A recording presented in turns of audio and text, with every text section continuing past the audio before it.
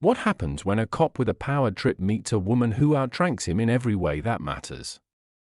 It started on a Wednesday night, late, just after 11 p.m., the kind of time when the streets of Toledo, Ohio, are mostly empty, only a few workers heading home or someone like Lieutenant Colonel Adrienne Wallace driving through town.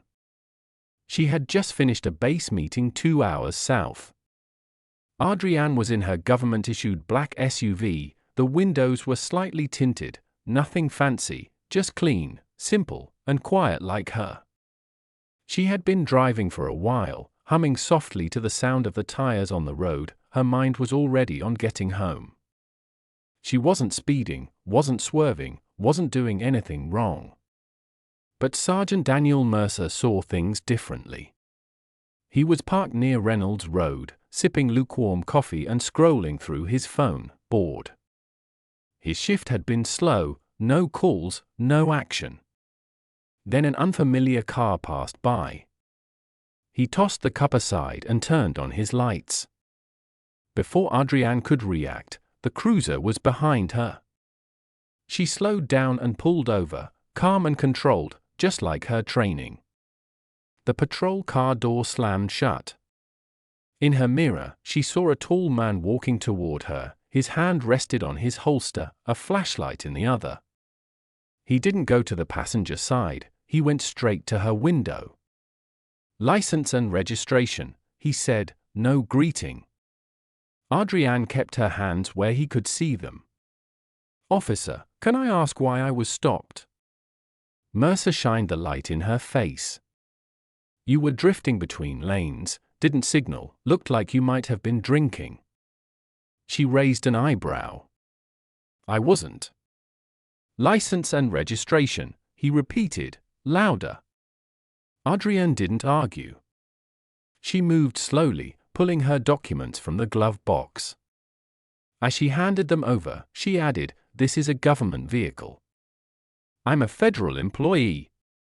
Mercer glanced at her ID. "Military?" "Yeah." He smirked. "Doesn't mean you're above the law." "I never said I was." His voice turned sharper. "Step out of the vehicle." Adrienne blinked. "Excuse me." "I said, step out of the car. I'm doing a sobriety test." Her jaw tightened, but she stayed calm. "On what grounds?" "I've cooperated, I haven't been drinking." "I'd like to know the reason." Mercer moved closer now. "Now you're refusing a lawful order."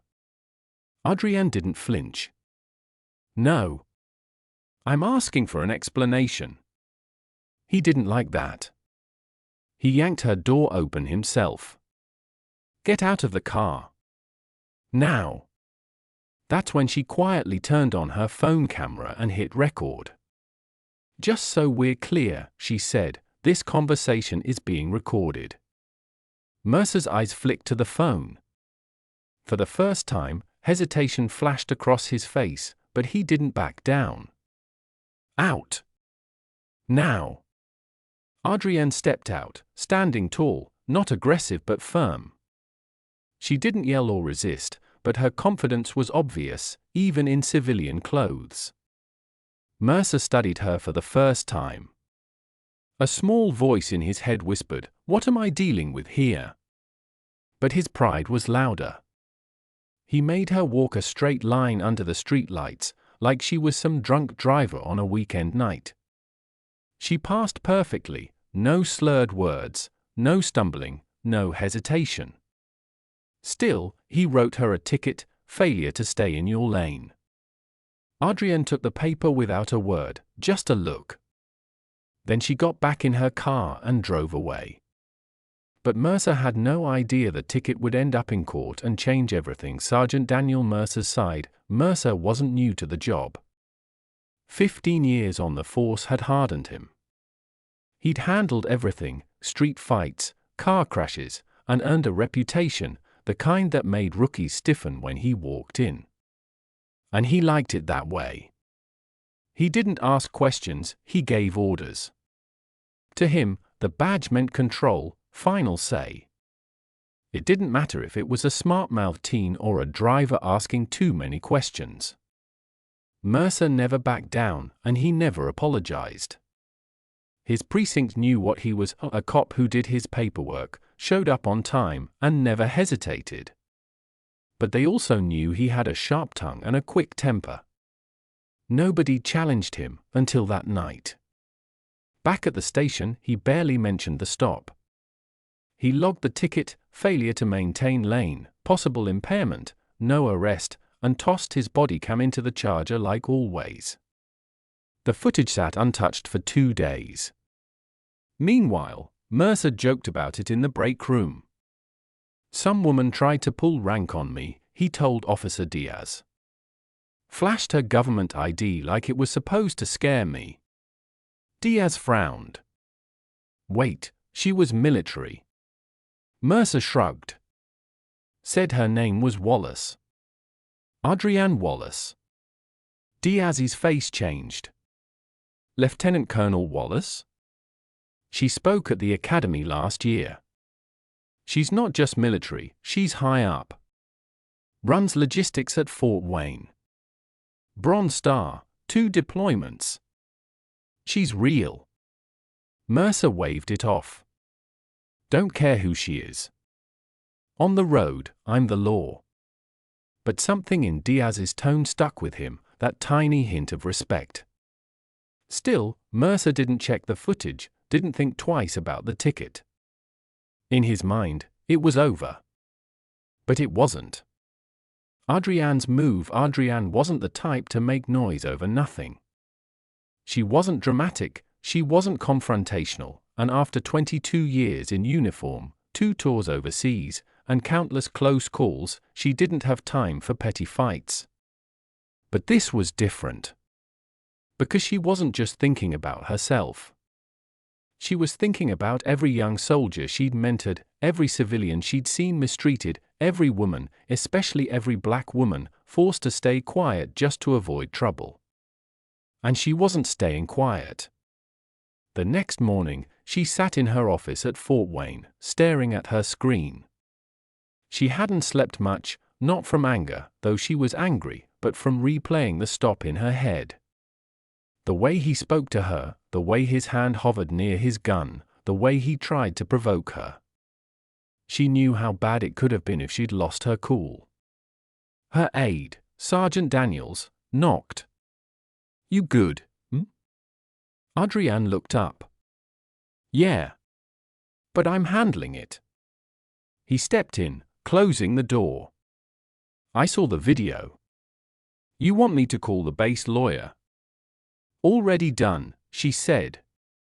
Daniels hesitated. You sure you want to take this public? Adrienne leaned back. I'm not looking for drama. I'm looking for accountability. And she meant it. She'd spent her career leading with discipline and integrity. Her rank wasn't just a title, she'd earned it. She'd commanded convoys in war zones, organized disaster relief, managed soldiers and supplies across 4 continents. But none of that mattered to Mercer. To him, she was just another driver who didn't obey fast enough. And that's what bothered her most, how easy it was for him. So she made calls to military lawyers, to the Inspector General. She attached the video, filed a complaint, and let the facts speak for themselves. By the end of the week, Mercer's name was tied to an investigation. The department's lawyers were notified. And Adrienne? She kept working, stayed quiet, but behind the scenes, she was ready. Because her lawyer had said the stop wasn't just rude, it might have broken federal rules. And if needed, they'd go to court. Adrienne didn't hesitate. She was ready. The reckoning. Mercer still thought this would blow over, until the envelope arrived. Plain, thin, just a manila folder with his name typed on the front. He ripped it open in the parking lot, expecting another memo. But it wasn't. It was a court summons. A civil rights complaint had been filed. Plaintiff, Lieutenant Colonel Adrienne Wallace. Charges: unlawful detainment, intimidation, abuse of power. Mercer stood there for a moment, staring at the paper. Then he walked away. He laughed loudly. "No way," he muttered. "No way this holds." But when he went back into the station, the air had changed. His boss, Officer Reading, called him into the office. The door closed. The blinds were drawn. Dan Reading began, "We need to talk." Mercer sat with his arms folded. "About what?" "The woman from the other night. She's acting like the victim." Reading wasn't smiling. "She's not pretending." "Do you even know who she is?" "I don't care who she is. She got stopped, acted rude, and now she's upset I didn't treat her like royalty." Reading leaned in. "She's not just anyone. She's a high-ranking officer, a war veteran. Her record is perfect. She has powerful friends. And she has the whole thing recorded, from her view and yours." Mercer shrugged. "So what? We just give up and apologize because she has rank?" "No. But we can't act like this is nothing. You're going to court. And if this gets out, which it will, it'll explode." Still, Mercer stayed stubborn. "She wasn't even arrested. I didn't lay a hand on her. I followed the rules." "You were tense, Dan. You made things worse. You treated her like a criminal before you knew who she was." Mercer pressed his lips together. For once, he had no quick comeback. The notice said the court date was in 3 weeks. By then, rumors had spread through the department, quiet talks in the locker room, strange looks in the halls. No one said anything to his face, but Mercer could sense the change. He wasn't the tough guy anymore. He was weak now, and the others could tell. Back at her base, Adrienne got ready too, but differently. She didn't shout to the news or beg for sympathy. She met with her lawyers in private. They watched the footage again and again. She wrote down every detail of what happened. She was calm, collected, but determined. Her lawyer, Delaney Price, sat across from her and said, "Are you sure you want to take this to court? It's public. It'll stay with you." Adrienne nodded. "Good. Let it." Price paused. Most people would have dropped it.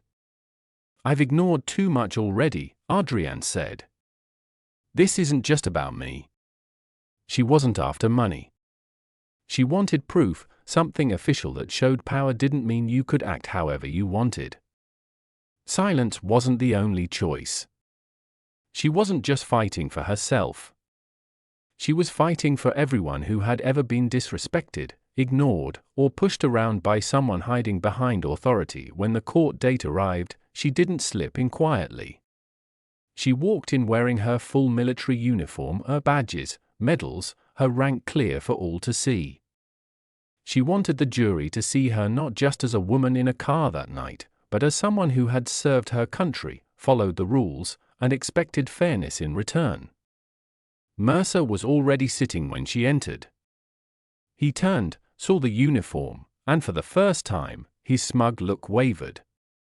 But the real challenge hadn't begun yet. The courtroom was full, not with reporters, not yet, but with officers from both the local police station and Fort Wayne military base. Adrienne's fellow soldiers sat quietly, dressed in uniform or formal clothes, side by side with regular people who didn't fully understand the case. To some, this looked like a simple traffic stop turned bad. To Adrienne, it was the breaking point of something bigger, something that had been building for years. Mercer sat stiffly at the defense table, his face unreadable but tense. His lawyer, Charles Brenner, whispered something to him. Mercer didn't react. He just kept his eyes on the judge. Then Adrienne was called. She stood, straightened her collar, and walked to the witness stand with the same steady confidence she'd used leading troops through danger. She didn't hurry, she didn't hesitate. Every person in the room watched her. Her medals gleamed. Her posture commanded respect, not because of her uniform, but because of what she'd earned. The judge cleared his throat. "Colonel Wallace, thank you for your service. You may begin." Delaney Price stepped forward, ready. "Lieutenant Colonel, could you describe the night of January 17th? Adrienne spoke clearly. "I was driving back from a meeting at the Indiana Guard Reserve around 11:15 p.m. when Officer Mercer stopped me. I wasn't swerving, I wasn't drunk. I cooperated and asked normal questions, but he answered with anger. Her voice stayed calm, just facts, no emotion. He told me to get out of the car without explaining why. When I asked, he just repeated it louder. That's when I started recording." Delaney nodded. "Did you ever refuse a direct order?" "No." "Did you resist?" "No." "Did you tell him who you were?" "Yes. I said I worked for the government and was driving an official vehicle." The room was completely silent, no whispers, no movement, just the sound of pens writing. Then they played the videos. First, Adrienne's phone recording, clear and damaging. Then Mercer's body camera footage, showing his harsh tone, his threatening stance, his hand near his gun even though she was cooperating. The jury didn't need to talk. You could feel their opinion changing. Next came Mercer's lawyer, Brenner, trying to sound polite but push hard. "Lieutenant Colonel Wallace, isn't it possible Officer Mercer was just doing his job?" Adrienne didn't hesitate. "No. Couldn't he have been worried about safety? I was driving fine, I was sober, I wasn't threatening anyone. There was no danger. And yet you recorded the stop. Why?" "Because experience taught me that staying quiet doesn't keep you safe. I wanted proof of what happened." Brenner nodded slowly. "So you don't think officers should use their own judgment during stops?" Adrienne looked straight at him. "I think judgment must come with self-control. That badge isn't a license to do whatever you want. It's a duty." Even the judge paused at that. Then it was Mercer's turn. He didn't testify, just watched as they played the videos again, second by second, every harsh word, every glare, every time he treated her like she didn't matter. The prosecutor asked, "Sergeant Mercer, why did you order her out of the car?" Mercer tensed. "She seemed suspicious." "Did she disobey you?" "She questioned me." "Is that against the law?" Mercer paused. "No." "Did she yell?" "Threaten you?" "No." "Then why escalate?" No answer. "Sergeant Mercer, did you know she was a lieutenant colonel?" "Not then." "And if you had," Mercer's voice dropped, "I might have handled it differently." The room went still. There it was, not quite an apology, but the truth slipping out. That night, Mercer didn't see a person. He saw someone who didn't obey fast enough, didn't act the way he wanted. Now, with her rank visible and the whole court watching, everyone understood. But the trial wasn't over. The jury still had to decide what punishment was fair. 3 days later, they gave their decision. The courthouse was quieter now, no uniforms, no extra officers, just Adrienne, her lawyer, and a few curious observers. Mercer sat with his attorney, trying to keep his face blank, but his jaw clenched slightly. Judge Cynthia Morales looked over the room. In the case of Wallace versus Mercer, the jury finds in favor of the plaintiff. Mercer shifted. Adrienne didn't move. The court rules that Sergeant Mercer violated constitutional rights during an unlawful stop. His actions did not follow department rules or basic professional standards. No one cheered, no one gasped, just the heavy silence of justice being served. Mercer's lawyer moved closer and muttered, "We'll appeal." But even he seemed unsure. The judge went on. "No criminal charges will be filed now, but the victim is owed $35,000 in compensation. This ruling will stay in the public record forever. Also, it will be sent to the Department of Justice and the Toledo Police Department for review and policy changes." Adrienne didn't smile, cheer, or show excitement. She just gave a single nod, not to the judge or the jury, but to herself. She had done what she set out to do. After the trial, Mercer stood outside the courthouse, walking back and forth near the steps. A few local news reporters had arrived, not a huge crowd, but enough for him to lower his head and hide his face behind a folder as cameras flashed. He stayed silent, made no comment, and just left in his car. Inside, Adrienne paused in the hallway, checked her phone, and saw the message, "You won. Case closed." Her lawyer caught up to her. "You could have demanded more money." Adrienne shook her head. It wasn't about the cash. Delaney studied her. "Do you think this will make a difference?" Adrienne looked at the glass doors and replied, "I'm not sure. But maybe next time he stops someone, he'll hesitate." A week later, Mercer was suspended while the police reviewed the case. Some whispered he might be moved to a different job. Others said his career was over. Either way, the protection he once had was broken, and everyone could see it.